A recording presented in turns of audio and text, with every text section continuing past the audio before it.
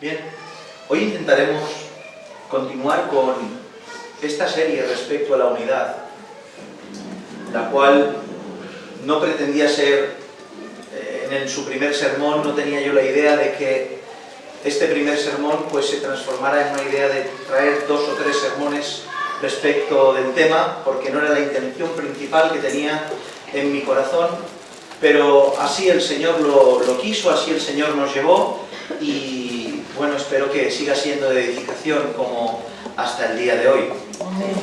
Comenzamos, si recuerdan bien, como no, con la unidad del Espíritu, hablando de Efesios capítulo 4, que hablemos cosas pues maravillosas respecto a la unidad en ese primer sermón, ¿no? Estábamos hablando de que la unidad tenía, no solo era un mandamiento, no solo era un deseo de Dios para con nosotros, sino que era reflejar en nosotros la esencialidad misma del Padre. Porque Dios, como Dios único, en unidad perfecta, desea eso para con los suyos. Vemos esta perfecta unidad cuando el Verbo se hace carne y establece ese vínculo y nos enseña que Él y el Padre uno son y eso quieren para con nosotros. Estuvimos hablando de esto, pero sobre todo nos centramos en ese día, no sé por qué, pero nos quedamos centrados más bien en lo que no era la unidad, ¿se acuerdan? En aquello que no era la unidad, en que por desgracia hoy en día todos nos metemos, y sálvese quien pueda, dentro de las congregaciones el concepto de unidad está, pero una unidad que no es de Dios. Una unidad que nada tiene que ver con el Espíritu, una unidad que nada tiene que ver con las Escrituras, una unidad carnal, y para preservar esa comunidad carnal se sacrifica la verdad de Dios, quedando Dios expulsado dentro de las congregaciones y la carne por doquier. Entonces, estuvimos hablando de que no se puede mantener una unidad a pesar de la verdad, sino que la verdad tiene que ser el centro de la unidad, la verdad bíblica. Y estuvimos hablando verdades tan fuertes como que la unidad en el Espíritu, en el vínculo de la paz, tiene que ver y lo envuelve la propia separación y división, porque para estar unidos tenemos que separarnos del resto que no lo quiere estar en el Señor. Y estuvimos hablando todas estas verdades. En nuestro segundo sermón intentamos dar forma a los versos, buscando de alguna manera bosquejar lo que estos versos, todo el capítulo 4, los primeros versículos, 16 versículos nos enseñan. Y les recuerdo, estuvimos hablando de que el 1 al 3 lo bosquejamos así. Del 1 al 3 podemos ver algunas de las cualidades necesarias para la unidad, del 4 al 6 podemos ver el fundamento del cual la unidad se sostiene, del 7 al 12 podemos ver el funcionamiento y responsabilidad de la Iglesia para preservar esta unidad, y del 13 al 16 podemos ver el propósito y beneficio de esta unidad. Y solo estuvimos tocando en nuestro segundo sermón, compartiendo al respecto de los primeros versos del 1 al 3, el cual tiene comprendido las cualidades necesarias para esa unidad. Y estuvimos hablando en ese segundo sermón tales cosas maravillosas, tales cualidades tan imprescindibles, y hay otras más, pero a resaltar la humildad, la mansedumbre, la paciencia, la solicitud, la disponibilidad y, como no, el amor. Y estuvimos hablando de que esas cualidades ayudan, potencian, son necesarias para establecer la unidad entre los hermanos, ¿se acuerdan? Y estuvimos hablando de otras cosas más que no vamos a resumir, simplemente era para coger un poco de impulso y contexto en esta tarde.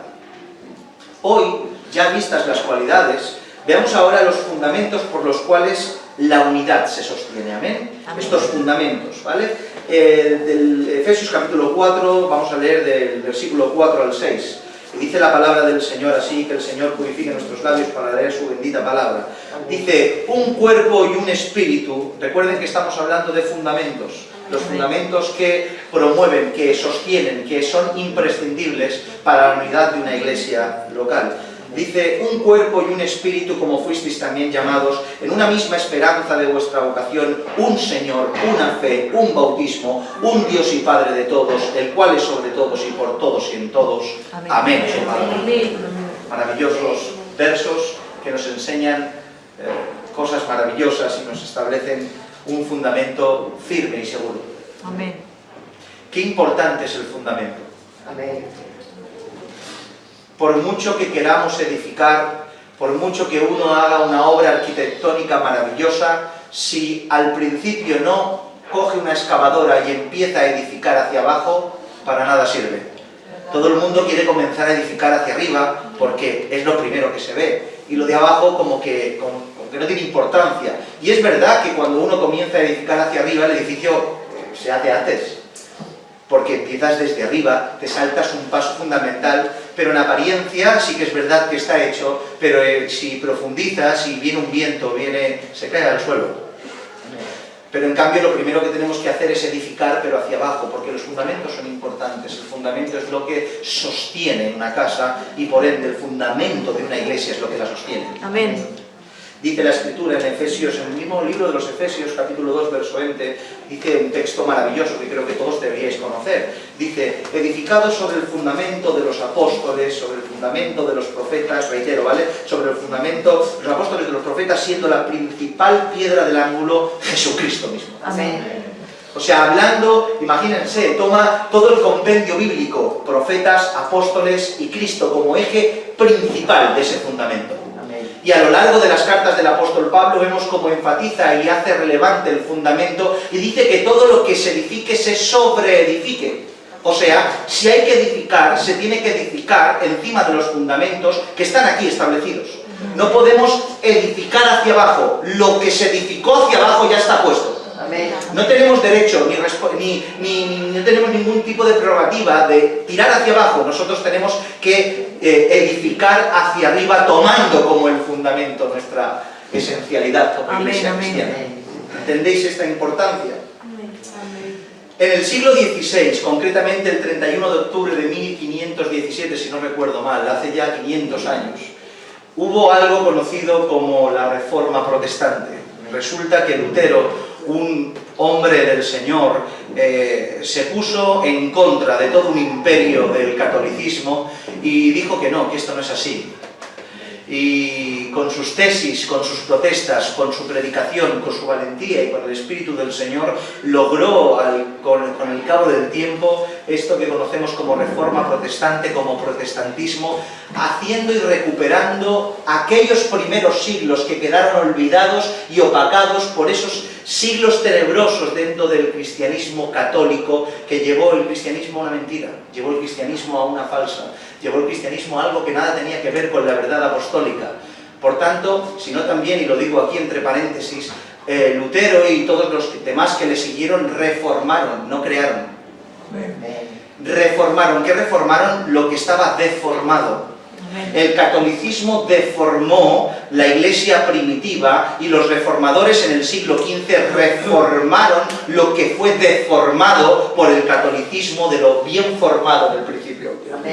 Por tanto, esta reforma fue algo esencial y pusieron fundamentos, y al cabo del tiempo esta reforma fueron estableciendo su teología, rescatando los primeros siglos y estableciendo su doctrina bíblica. Y llegó un momento en el cual se enunciaron, más para adelante de la época de Lutero, 5 frases, 5 enunciados, los cuales definían la fe del cristianismo protestante, que tenían un contexto salvífico totalmente, un contexto de la doctrina de la salvación, por enfatizarlo por encima de todo. Y estas 5 solas, que se conocen como las 5 solas, son la sola Escritura, sola gracia, sola fe, solo Cristo, sola Dios la gloria. Amén. Estas 5 solas fueron los 5 enunciados que fundamentaron la fe, sobre todo respecto a la salvación por gracia, sin necesidad de obras, la relación entre un hombre pecador y el Dios soberano que lo salva, y se estableció como fundamento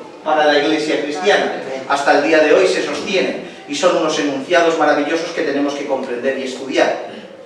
Pero nuestra fe, y la fe de los reformadores, la fe de Lutero, la fe de aquellos que reformaron, protestaron, escribieron estas 5 solas, no era una fe basada o inventada por ellos mismos, como bien hemos explicado hace un momento. Ellos no se inventaron estos enunciados de su propio criterio y conocimiento, sino que los extrajeron de la propia Escritura, porque la fe de la Reforma, la fe del cristianismo, su fe y la mía, no es la fe de un puñado de hombres valientes de Dios, es la fe de Dios, la fe de Cristo, la fe de la Escritura. Amén. Por tanto, nosotros no estamos fundamentados en algo que inventaron los hombres, estamos fundamentados en lo que la Escritura nos enseña.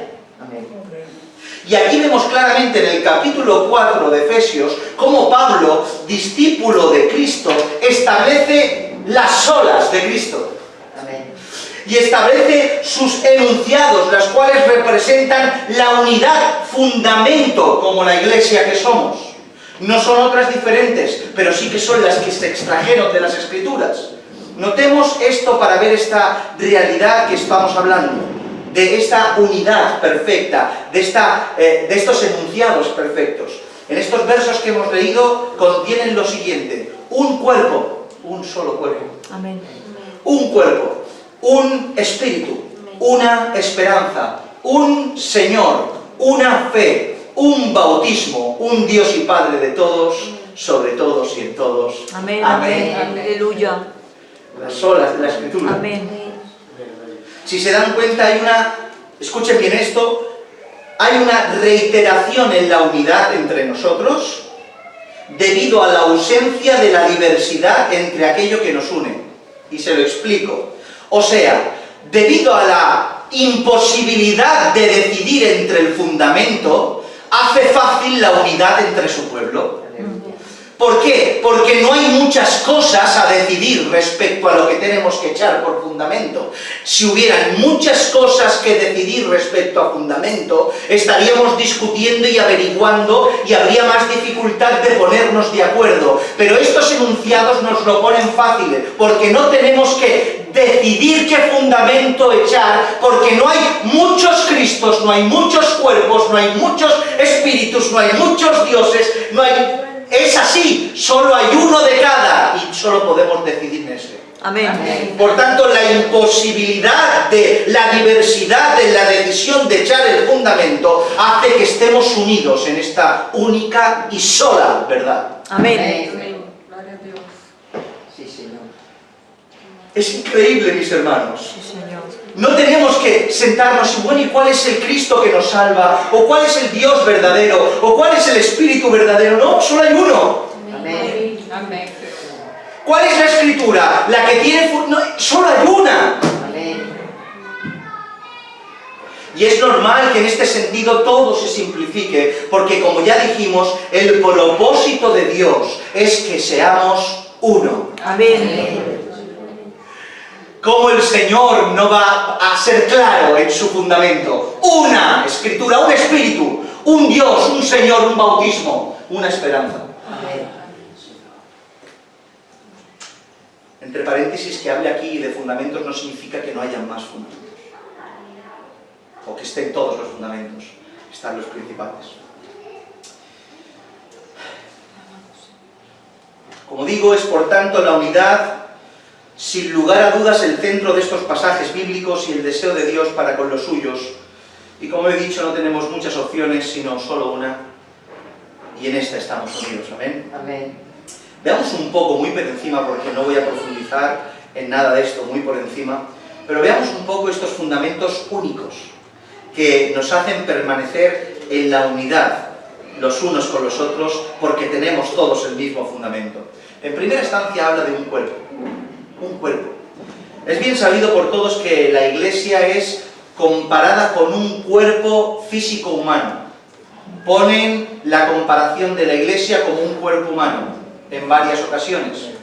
En este mismo capítulo 4 de los Efesios, más para adelante, vemos cómo está ese ejemplo. Un cuerpo perfecto, unidos entre sí.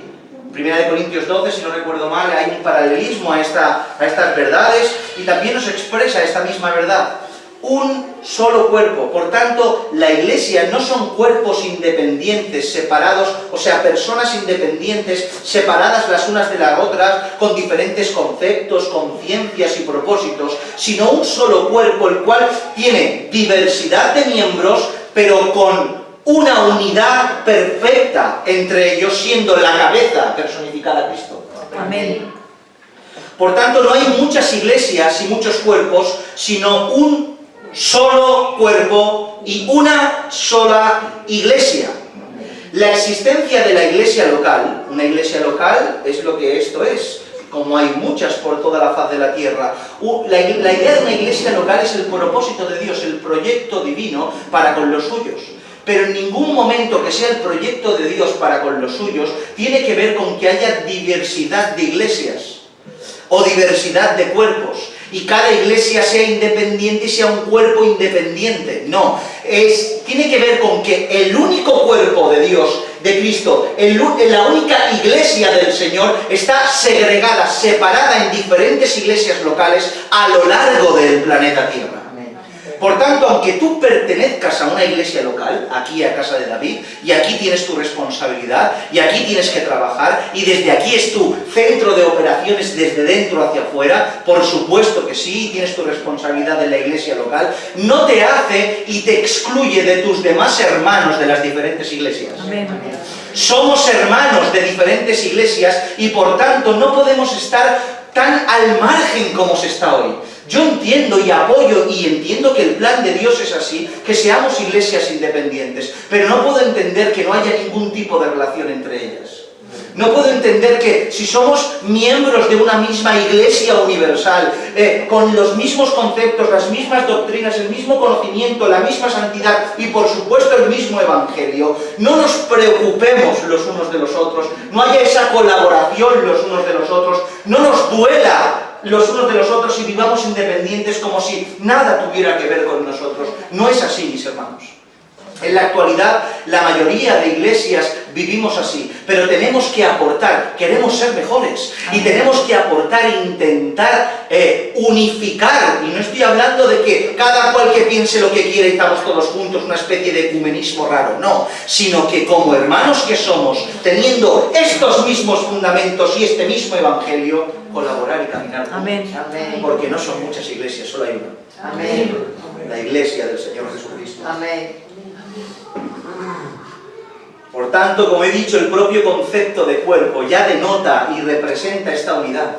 El propio concepto de cuerpo ya nos hace entender de que es imposible la separación del cuerpo. El cuerpo de Cristo no es la armadura de Iron Man, el Mark 42 que se separa, ¿os acordáis? Que se separa y se vuelve a unir. No, no es eso. El cuerpo del Señor Jesucristo es un cuerpo que no se puede separar. Si a mí me arrancas un brazo, me desangro.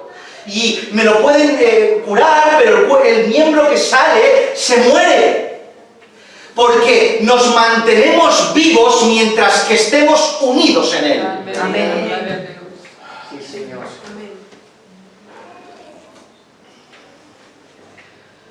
Somos un cuerpo y sentimos lo mismo. Hace unos días recibimos una noticia terrible. Nos enteramos de una enfermedad muy grave de un hermano y llegó a nuestro corazón de una manera, mis hermanos. Sí, ¿Por Señor. qué creéis que sentisteis eso así? Porque habían algunos que lo conocían muy de cerca, pero otros no tanto.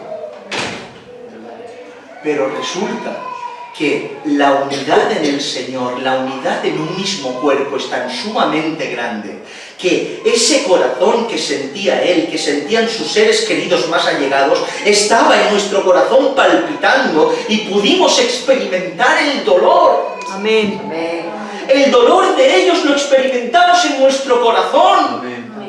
De la misma manera que a los días cuando nos enteramos que había algo de esperanza, sentimos su fe, su gozo, su alegría también en nosotros. ¿Cómo puede ser eso? Porque no somos separados, no estamos desvinculados, sino que somos uno en Él. Amén. Y es imposible que aunque estén a miles de kilómetros gente, otros aquí, no nos dolamos en el alma por nuestros hermanos que padecen. Y no nos alegramos en el alma por nuestros hermanos que se alegran. Amén. El ser indolente viene a significar que no formas parte del cuerpo. Señor. Porque que no te duela lo que le pasa a un hermano significa que no eres un miembro extraño en este cuerpo que riega la sangre. Porque el dolor se tiene que sentir, Amén. porque formamos parte de este mismo cuerpo. Sí, Señor. Un espíritu, muy rápido. En religiones paganas, religiones a lo largo de la historia, se puede dar el caso en el cual, pues, se invoca a diferentes dioses, a sus diferentes espíritus, y según la necesidad se invocaba a diferentes espíritus y estos venían y les ayudaban según la necesidad que tenían. Eso es muy habitual en el paganismo. Todo falso y todo mentira, todo inducido por las tinieblas. Pero la idea de diversos espíritus no es un pensamiento posible en el cristianismo. No es un pensamiento posible en las Escrituras, ya que solo creemos y aceptamos un solo espíritu que procede del Padre y del Hijo, el Espíritu Santo. Amén. No podemos aceptar más de un espíritu, solo un espíritu. Este es el cual nos guía a toda la verdad, el espíritu que nos convence, el espíritu que nos capacita, el espíritu que nos conecta, el espíritu que nos consuela, el espíritu que nos guía, el espíritu que nos convence de pecado y de justicia, el espíritu que nos da capacidad para poder ministrar, el espíritu que sentimos la cercanía del Padre por medio de su espíritu. Ese es el único espíritu posible y en ese espíritu estamos unidos. Amén. Sí, Señor. Este espíritu que en las Escrituras, lo digo para información y para que no se confundan, cuando vamos a las Escrituras vemos muchas maneras diferentes de llamar a este espíritu, y vemos como lo llaman Espíritu Santo, el Espíritu del Padre, el Espíritu de Cristo, el Espíritu de verdad. No son diferentes espíritus, es un mismo espíritu. Amén. Amén. Amén. Sí, Señor. Cuando reparten los mismos dones, los mismos ministerios, cuando Pablo habla de todas estas verdades, dice, es verdad todo, pero en un mismo espíritu. Amén. Porque no hay diversidad de espíritu, solo tenemos un espíritu. Amén. Amén. Aleluya. Es el espíritu que habita en cada uno de nosotros y el que ha hecho posible la regeneración. No le ha regenerado a usted un espíritu diferente que a mí. Amén. Es el mismo Espíritu del Señor, el mismo Espíritu Santo, y en ese Espíritu único permanecemos en unidad. Amén. Es por eso que el Espíritu hace posible la unidad, porque nos hace sentir igual, nos hace amar igual, nos hace padecer igual, nos hace desear lo mismo, nos guía a la misma verdad, nos guía al mismo fundamento, porque no hay diversidad de espíritu. Por eso el espíritu en fundamento proporciona la perfecta unidad de la Iglesia. Amén. Amén. Gloria a Dios. Sí, Señor. Gracias, Dios mío. Solo un espíritu, Sí, Señor. solo un espíritu. No es un sentimiento o una emoción, es una dirección sobrenatural que nada tiene que ver con la conciencia, sino con la voz de Dios a sus hijos. Amén.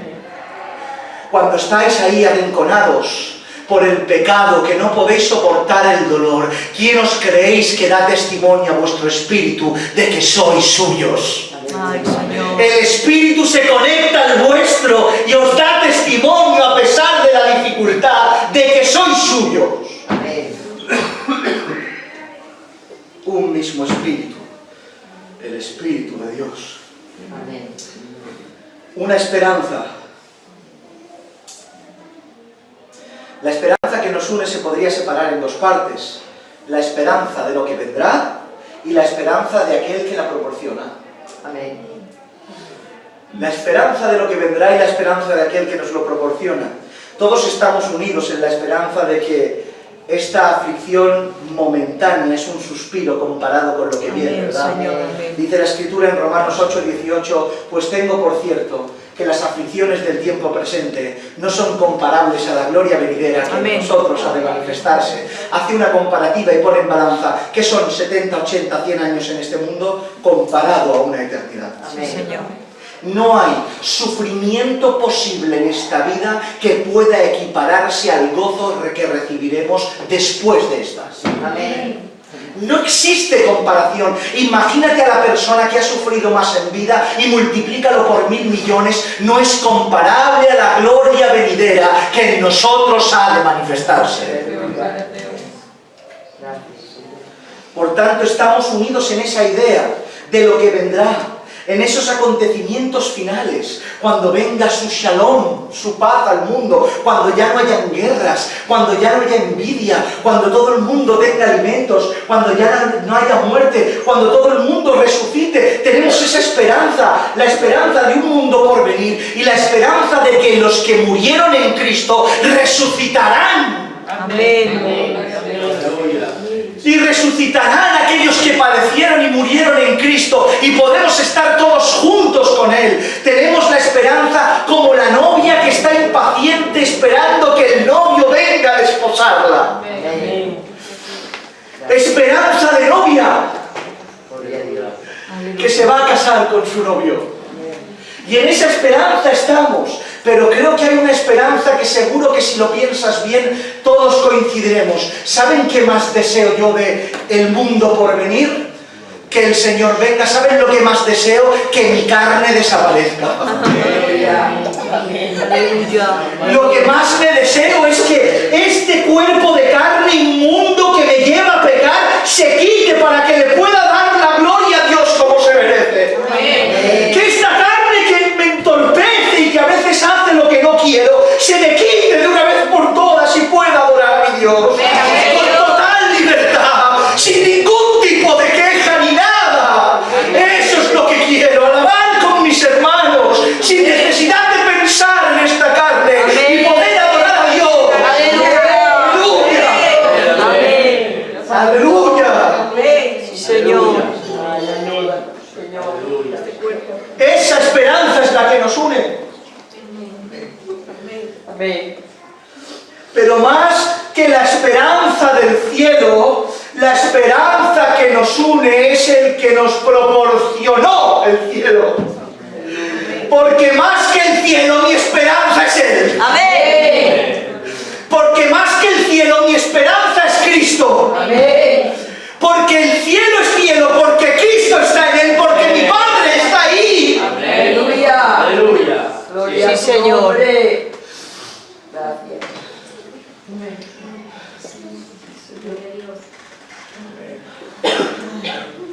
Nuestra esperanza es Él. Amén. Es Cristo Jesús. Él es nuestra esperanza. Y en Él esperamos y confiamos. Miren lo que significa esperanza. Confianza en lograr una cosa o de que se realice algo que se desea. Y dos, dice, cosa o persona que es objeto de esa confianza. Amén. Por tanto, ¿qué nos une en esperanza? Más que el cielo, Cristo. Amén. Y esa es la esperanza que nos une. Y ese es el fundamento que nos une. Solo uno, el crucificado. Amén. Sí, Señor, amén. Es por eso mismo que aquí nos encontramos con aquello que no podía faltar en estos enunciados. Una esperanza, pero claro, ¿en qué? En un Señor. Amén, amén. Un Señor. ¿Quién es tu Señor? Cristo es tu Señor. Él es el que nos une, el que nos recoge en su costado, el que nos tiene juntamente con Él crucificado. Acabamos de hablar de un cuerpo, ¿verdad? Y Él es la cabeza, Él es el que ordena, el que nos proporciona de Él, a través de Él. Dice la Escritura que Él es la vid verdadera, ¿y nosotros qué somos?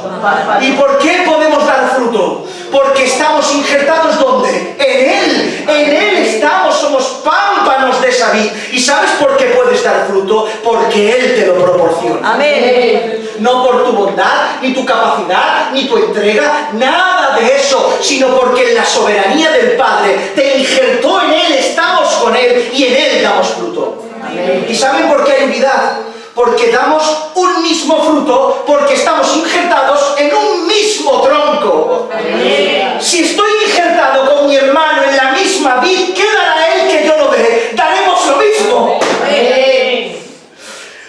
Por eso los frutos extraños, o es que la rama está enferma o que no procede del árbol.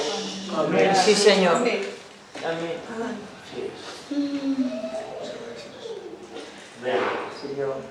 Un Señor. Mis hermanos, podemos estar de acuerdo en mil doctrinas, pero si no tenemos a Cristo como un todo, no podemos caminar. ¿Verdad? Si Cristo no es el centro de esta iglesia, no podemos caminar. Si Cristo no es el centro de nuestra vida, olvídate, no podemos caminar juntos. No puedo hacer camino con usted, usted no puede hacer camino conmigo. Cristo tiene que ser el centro de nuestra vida y existencia.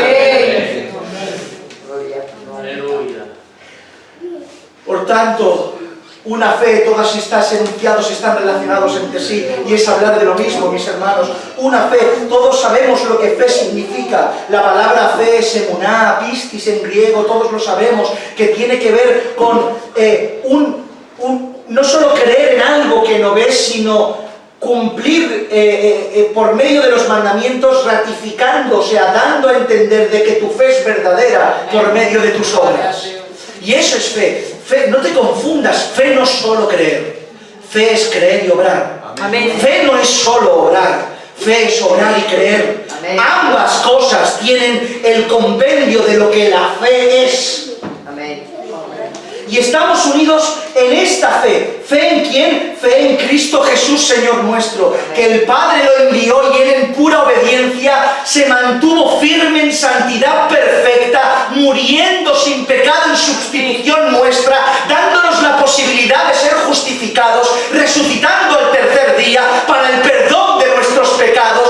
Esa es nuestra fe. Amén. La fe en el Evangelio de su Hijo. Amén. Gracias, Señor. Fe que este que nos salvó regresará. Sí, Señor. Gracias. Pero esa fe, como hemos dicho, no solo se cree, sino que se obra. Por tanto, si tenemos la misma fe, obraremos de la misma manera. Amén. Y tu fe y la mía no se pronunciará, sino que nuestra fe se demostrará. Amén. Vivimos en un tiempo en el cual la unidad de la fe de supuestas iglesias es enunciarla, pero no vivirla. Pero que esta iglesia tenga una unidad en una fe que no hace falta pronunciarla, simplemente que se predique viviéndola. Amén. Como dice Santiago, tú dices que tienes fe, vale, muéstrame tu fe sin tus obras, que yo te mostraré mi fe por mis obras. Amén. Uno dirá que tiene fe, pero el otro sin decirlo demostrará que tiene fe. Amén. ¿Quién tiene fe? ¿El que habla o el que obra? El que obra. Amén. Que estamos unidos en esta fe. ¿Cuánto tiempo llevamos? Llevamos mucho, ¿verdad? 35. Vale, terminamos rápido. Un bautismo. Un bautismo.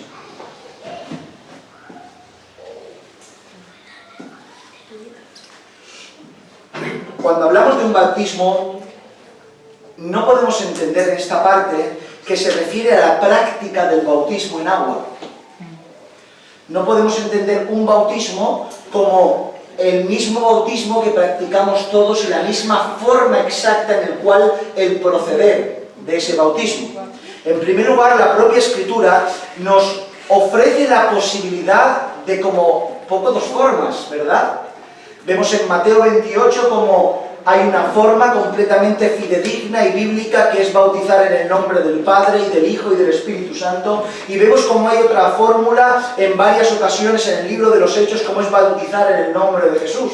Y ambas fórmulas son bíblicas y están en la Escritura, y ambas son aceptables y ninguna desechable porque es bíblica. Amén. Pero ahí estamos. Si hay dos formas, si uno decide una, decide otra, o las intercambia como sea que sea, no puede hablar de un mismo bautismo en la forma de bautizar, porque tenemos un mismo bautismo. Pero, es más, a lo largo de la historia,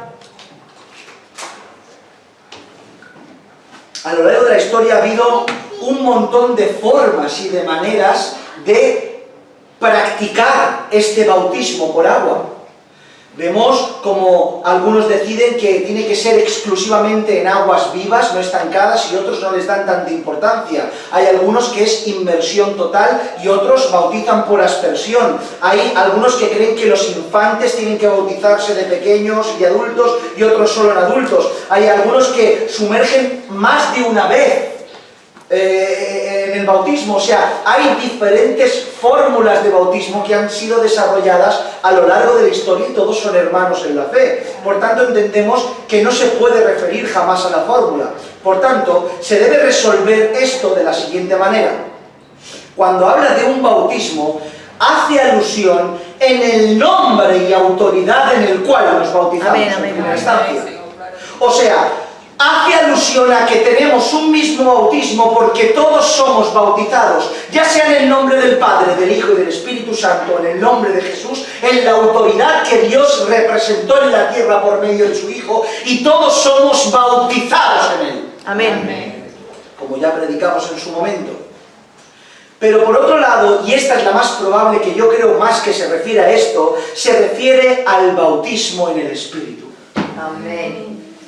Un mismo bautismo, al bautismo en el Espíritu. ¿Y a qué me refiero en el bautismo del Espíritu? No me refiero a la llenura, no me refiero que a una vez siendo regenerado, uno pueda ser lleno del Señor y sienta al Señor y pueda manifestar esa llenura del Señor de diferentes maneras, sino me refiero a ese momento exclusivo en el cual la fe en Jesucristo, el convencimiento de pecado, el arrepentimiento, viene y hace posible la obra milagrosa de la regeneración y eres bautizado en el Espíritu, inmerso en Él, siendo una nueva criatura regenerada, un nacido de nuevo. Amén. Por tanto, todos tenemos un mismo bautismo dirigido por los mismos parámetros. Y eso nos une, Sí, Señor. mis hermanos. Y cómo no, terminamos con un Dios y Padre. No tenemos muchos dioses. Yo diría amén. Amén. No tenemos muchos dioses. No existe algo como politeísmo dentro del cristianismo. Tenemos un solo Dios. Amén. Un solo Dios y un solo Padre. Amén. Si te preguntan cuál es tu Dios, tú debes contestar: mi Dios es el Dios de la Escritura. Tú debes contestar: mi Dios es el Dios de Abraham, el Dios de Isaac y el Dios de Jacob, el creador de los cielos y de la tierra. Ese Dios único es mi Dios. Existe la tendencia hoy en día, cuando entablamos conversaciones con gente que no son de nuestra misma fe, que no sé por qué, pero al final como que acaban de... Bueno, es el mismo Dios, tenemos el mismo Dios. No te equivoques, es mentira. No tenemos el mismo Dios. No todas las religiones tienen el mismo Dios. Cuando te digan que tenemos el mismo Dios, pregúntale o dime quién es tu Dios, qué es lo que hace tu Dios, cómo obra tu Dios, y te diré si es como el mío. Amén, Señor. Gloria a Dios. Porque solo hay un Dios verdadero, el Dios que representa la Escritura. Amén. Dios es un Dios que se revela y que se esconde, ¿lo saben? Dios es un Dios que se muestra y que se esconde, así actúa con nosotros. Por tanto, el misterio de Dios escondido, este Dios que habita en la luz inaccesible, que nadie puede ver ni puede escuchar, ha sido revelado por medio de las Escrituras y por medio de su Hijo. Y por medio de esa revelación podemos conocer aspectos de este Dios, podemos acercarnos a este Dios omnipotente y ver reflejado su gloria, sus maneras, sus atributos y lo que Él es. Por tanto, no tenemos ni idea de la inmensidad de lo que Dios es, pero la ínfima parte revelable de Él sí que la sabemos porque está revelada. Y esto es lo que tenemos, y eso describe a mi Dios y al suyo. Por tanto, no hay muchos dioses, no todas las religiones tienen un mismo Dios, solo hay un Dios verdadero que nos une como fundamento, y está expresado en las Escrituras. Amén. Solo un Dios. Amén. Solo un Dios. Amén. Pero este Dios no solo es Dios, y esto ya es para morir, es nuestro Padre. Amén. Este Dios no solo es Dios, sino que es nuestro Padre.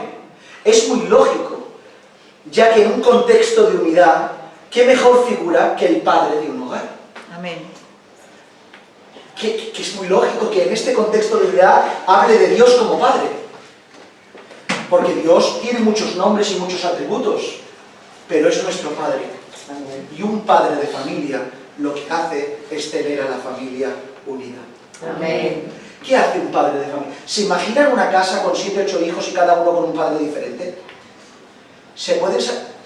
¿Habría unidad? Pues a lo mejor por un tiempo, algún consenso en algunas cosas, pero cada padre sería una cabeza diferente y todo el mundo tendría diversidad de pensamientos. ¿Por qué hay una unidad? Porque el padre, que es la cabeza del hogar, unifica a todos sus hijos. Amén.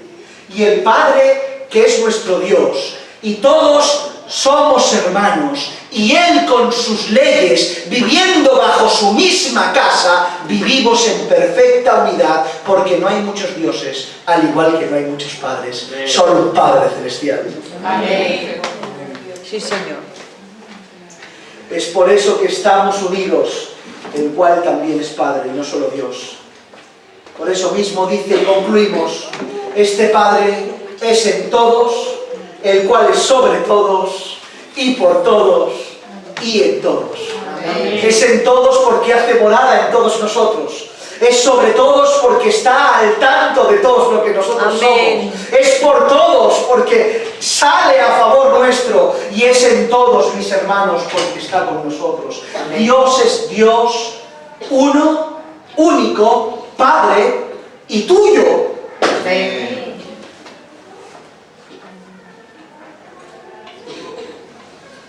En conclusión, termino. Estos son nuestros fundamentos. Muy, ya han visto, súper rápido y súper por encima. Pero no hay posibilidad de elegir entre lo que la Escritura establece como fundamento. Amén. No tenemos opciones, mis hermanos, para elegir qué fundamento echar en esta iglesia. Porque la Escritura es quien decide. La unidad con el resto será imposible si no nos unimos, no solo con las cualidades que estuvimos hablando, sino sobre la base fundamental de lo que hemos establecido hoy. Un cuerpo, un espíritu, una esperanza, un Señor, una fe, un bautismo, un Dios y Padre de todos, que es sobre todos y en todos. Amén. Amén, Señor. Recuerda que la unidad no es nuestra, la unidad es de su Espíritu. Amén. La unidad no es nuestra, la unidad es suya. Nosotros solo tenemos que preservar esta unidad que Dios nos presta por Amén. medio de su Espíritu con sus fundamentos. Amén. Amén. Inclina tu cabeza.